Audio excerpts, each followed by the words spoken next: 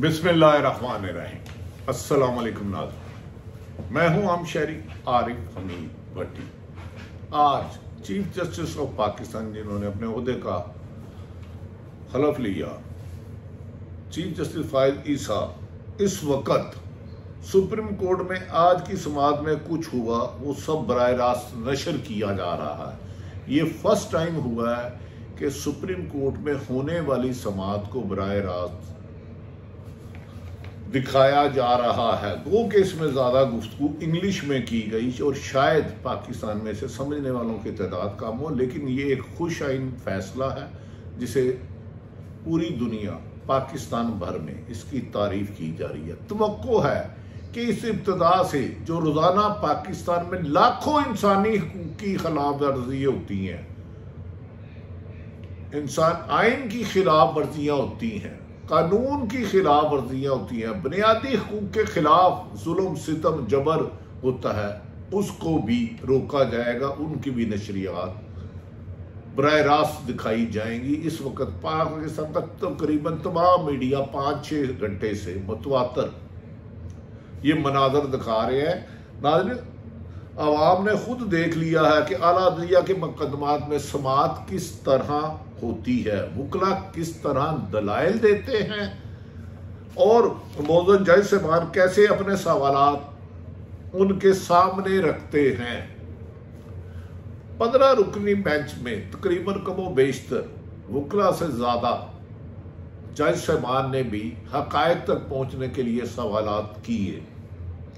जिस वक्त supreme court में बुनियादी हकूक की बात हो रही थी, आज बराह रास्त पूरी दुनिया देख रही थी, एन उसी वक्त कुछ दीगर अदालतों में इन्हीं इंसानी हकूक से मुतल्लिक मुकदमात की समाअत भी चल रही थी। नाज़रीन, याद रखें कि सुप्रीम कोर्ट में कमो बेशतर 50,000 से जायद कितना मुकदमात अभी तक फैसला नहीं हुआ। आज 15 के 15 जज साहबान ने एक केस सुना और इसमें एक रोशनी की उम्मीद हुई कि पाकिस्तान में आइन और इंसानी हकूकी फंडामेंटल राइट की खिलाफ वर्जी करने वाले लोगों को बगैर मुकदमे के गिरफ्तार करने वाले, एक ही पर्चे में 10 दफा गिरफ्तार करने वालों के खिलाफ अब अदालतें हर अव्वल दस्ते का रोल अदा करेंगी। नाज़रीन, पहला मुकदमा हम आ जाते हैं कि ये केस था कि पाकिस्तान में चीफ जस्टिस के 84/3 के सो मोटो लेने पर कि एक जज साहबान लेंगे या 3 सीनियर मोस्ट जज साहबान लेंगे। अब इससे ज्यादा फैसले बहुत ज्यादा अदालतों में हैं जिनके बर वक्त करने से लाखों लोगों को इंसाफ जैसा अनमोल तोहफा मिल सकता है, जिससे मुल्क में अनारकी खत्म होगी और अमन का रास्ता होगा। नाज़रीन, अदालतों में जो आज के ज़ेरे समाअत है प्रैक्टिस एंड प्रोसीजर एक्ट, इसमें असल मकसद ये है कि क्या पुराने जो चीफ जस्टिस सो मोटो लेते हैं कौन लेगा, आइंदा इसका तरीकाकार क्या होगा। बादिल नजर में जज साहबान की गुफ्तगू से ऐसा लग रहा है इसकी कुछ शिक्के होंगी, लेकिन ये हतमी फैसला सुप्रीम कोर्ट के फुल कोर्ट बेंच के 15 जज ऑनरेबल जज साहबान करेंगे। ये तो तस्लीम। नाज़रीन, इन्हीं अदालतों में इस वक्त मुख्तलिफ पाकिस्तान की तकरीबन हर अदालत में इंसानी हकूक से मुतल्लिक मुकदमों की समाअत भी चल रही है। पहला मुकदमा इमरान खां का ही ले ले, साइफर केस जमानत का था। क्या जेल में उस केस को भी बराह रास्त दिखाया जाएगा? नवाज शरीफ को जिसको सजा हुई, जिसमें मेफेयर फ्लैट के अरबों रुपए मुकदमात थे, उस केस की समाअत भी बराह रास्त टीवी पर नशर की जाएगी। आसफ अली जरदारी पर जो मनी लॉन्ड्रिंग का, ओमनी ग्रुप और दीगर मुकदमा थे शेरे महल का, क्या उनकी अपीलें होती हैं तो उसको भी बराह रास्त दिखाया जाएगा। चीफ जस्टिस के इस फैसले को और मौजूद जज साहबान को इसे बराह रास्त कास्ट करने का लाइव टीवी तमाम टीवी दिखा रहे हैं, इसे सराहा जा रहा है। लेकिन सवाल ये पैदा होता है, क्या गरीब आदमी अगर इंसाफ के हसूल के लिए 20-20 साल अदालतों में धक्के खा रहा है, उनको भी रिलीफ मिलेगा? ये तो तस्लीम शुदा अमर है कि जमानत मुल्ज़म का कानूनी हक है, इसमें तो कोई आर्गूमेंट नहीं। और मुल्ज़म अदालत का फेवरेट चाइल्ड होता है। लेकिन इमरान खान के मामले में न जाने क्यों इस बुनियादी हक को तस्लीम ही नहीं किया जा रहा। कभी कोई ताखीरी अरबे इस्तेमाल किए जा रहे हैं, कभी कोई ताखीरे इस्तेमाल किए जा रहे हैं। पहले खसूसी अदालत के जज साहब ने जमानत का मुकदमा फाइल होने पर 1 हफ्ते की छुट्टी पर ही चले गए, 1 हफ्ते की छुट्टी पर ही तशरीफ लेकर चले गए। इसके बाद मामला इस्लामाबाद हाई कोर्ट में आया तो चीफ जस्टिस साहब ने फौरी समाअत की इस्तदा मुस्तरद करते हुए अगले हफ्ते की तारीख दे दी कि कहते हैं जब तक किसी को सजा ना हो वो इनोसेंट होता है, बेगुनाह होता है। और इस वक्त अदालतों में हजारों लोगों को लाखों मुकदमा ज़ेरे समाअत है जिन्हें बर वक्त इंसाफ ना मिलने पर इंसाफ में ताखीरी की जाती है। एक और बुनियादी इंसानी हकूक का केस लाहौर हाई कोर्ट में भी था, जहां परवेज लाई को अदालती हुक्म के बावजूद न सिर्फ गिरफ्तार किया गया बल्कि न और इंसानी हकूक को पामाल किया गया, बल्कि अदालत के फैसले पर अमल दरामद भी नहीं हुआ और अदालत को तौहीन अदालत का नोटिस देना जारी करना पड़ा। लेकिन फिर भी उस केस में पेशरफ्त नहीं हुई। इस केस में अदालत ने IG इस्लामाबाद के काबिल जमानत वारंट गिरफ्तारी जारी हुए थे, SSP ने अपने अफसर को गिरफ्तार करके अदालत में पेश करने की बजाय आला अदालत की हुक्म अदूली करने को तरजीह दी और साहब के हुक्म पर पेश नहीं किया गया। लाहौर हाई कोर्ट ने IG इस्लामाबाद के नाकाबिल जमानत वारंट जारी कर दिए हैं और SP से वजाहत तलब कर ली है। अवाम ये तवक्को कर रही है जहां इंसानी ह्यूमन राइट्स की वायलेशन हो, इंसानी हकूक को पामाल किया जाए, आइन को पामाल किया जाए और सरकारी अफसरान अख्तियार से तजावज़ करें, इनकी केसों की भी समाअत बराह रास्त लाइव हो ताकि लोगों को पता चले कि मुल्क में कौन सा दारा कितना जुल्म सितम कर रहा है। ना सिर्फ आइन से नराफ कर रहा है कि अदालतों की हुक्म अदूली भी मामूल बन चुका है। इस्लामाबाद हाई कोर्ट ने भी इंसानी हकूक से मुतल्लिक एक केस ज़ेरे समाअत है। इस केस में टेलीफोनिक गुफ्तगू को रिकॉर्ड करने की दरख्वास्त थी। याद रखने जज साहबान, सीक्रेसी एक्ट इंसानों की सीक्रेसी पर भी आइन है कि कोई किसी की खुफिया रिकॉर्डिंग नहीं कर सकता, वीडियो नहीं बना सकता, किसी के खिलाफ ना इंसाफी नहीं कर सकता, किसी को अगवा नहीं कर सकता। ये सब इंसानी हकूक की खिलाफ वर्जियों में आते हैं। तो फायद ईसा की चीफ जस्टिस बनने से कुछ ये उम्मीद है कि अगर उन्होंने इस बिल पर समाअत किया है तो जहां इंसानी हकूक की खिलाफ वर्जियां हो रही हैं और 10-10 दफ़ा 12 दफ़ा चौधरी परवेज लाई की जमानत हुई और उन्हें फिर गिरफ्तार कर लिया, ऐसे केसों की समाअत भी बराह रास्त की जाएगी। और जो अदारे इख्तियारात से तजावज़ करते हैं, अदालतों की कोमदली करते हैं, आइन को तोड़ते हैं, उनके चेहरे भी लोगों को नजर आने चाहिए। नाज़रीन, गुफ्तगू रिकॉर्ड करने की दरख्वास्त थी। FIA ने मुतल्लिका एजेंसियों ने जो जवाब जमा कराया उसमें उन्होंने सरे से ही इनकार कर दिया कि गुफ्तगू किसने रिकॉर्ड की। अगर गुफ्तगू किसी ने रिकॉर्ड ही नहीं की तो मंजर आम पर कैसे आ गई, टीवी ने कैसे दिखा दिया, इससे लोगों की करैक्टर असैसिनेशन कहाँ हुई। अगर वो रिकॉर्ड करने वाले का ही इल्म नहीं तो चली कैसे, और क्यों रिकॉर्ड किया, किसने इजाजत दी। ये इंसानी हकूक की खिलाफ वर्जी है कि आपकी सीक्रेसी को आप घर में है चादर का तकद्दुस पामाल किया जाए, आपकी वीडियो और ऑडियो बनाई जाए, जिस पर जस्टिस बाबर सुल्तान ने रिपोर्ट को मुस्तरद कर दिया करते हुए दोबारा जवाब दाखिल करने की आखिरी मोहलत दी।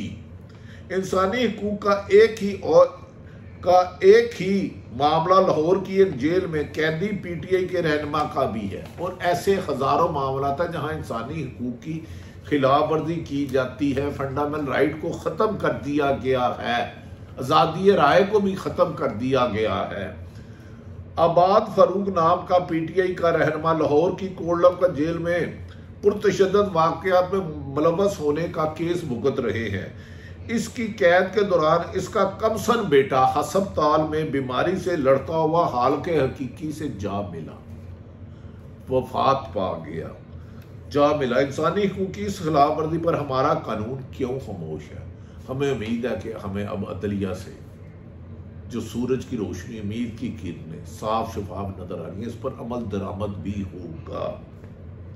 रही बात सुप्रीम कोर्ट की, वहां यह बहस चल रही है कि सुप्रीम कोर्ट में चीफ जस्टिस अकेले अख्तियार इस्तेमाल करेंगे या 3 रुकनी कमेटी बनाएगी, फैसला करेगी कि बेंच कौन सा बनाना है, 84/3 और सो मोटो कौन सा लेना है। ये यकीनन सुप्रीम कोर्ट के बेहतर फैसला करेगी। और 15 रुकनी बेंच से ऊपर तो कोई चीज नहीं। अदलिया में तकसीम के बायस कुछ जज साहिबान इस कानून के हक में हैं और कुछ खिलाफ हैं, और मादी में भी इसकी निशानदेही एतजाज ऐसा कर चुके हैं कि अदलिया में बदकिस्मती से तकसीम है।